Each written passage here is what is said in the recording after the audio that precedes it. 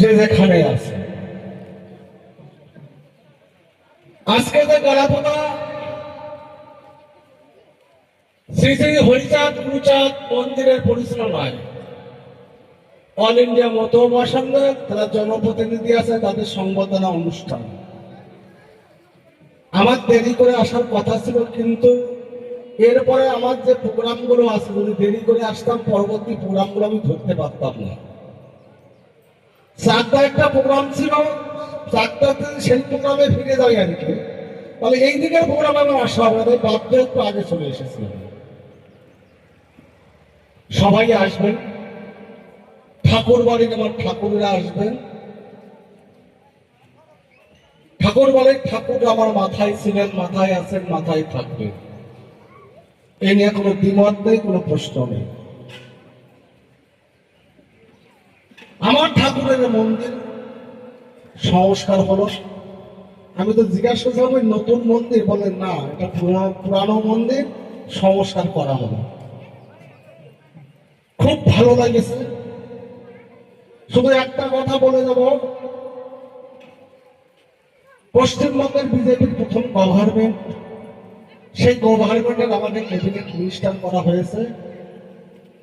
আমি মিনিস্টার নয়, আমার মতুয়া সমাজের প্রত্যেকটা মানুষ কিন্তু মন্ত্রীরা মাথায় রাখবেন আপনারা।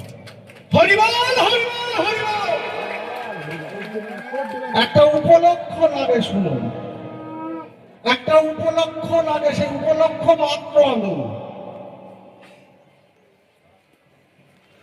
আমাকে মিনিস্টার করা হয়েছে, মন্ত্রী করা হয়েছে, ক্যাবিনেট মিনিস্টার, শুধু মতুয়াদের কথা ভেবে।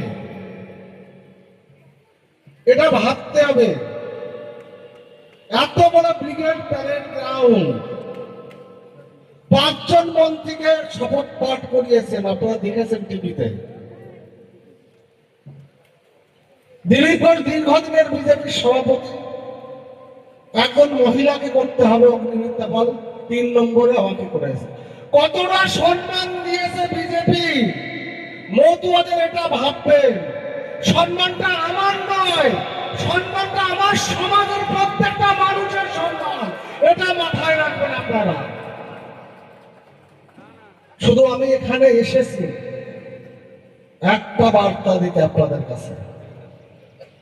আমার বার্তাটা পরিষ্কার, কারণ আমার আরাধ্য দেবতা হরিচাঁদ ঠাকুর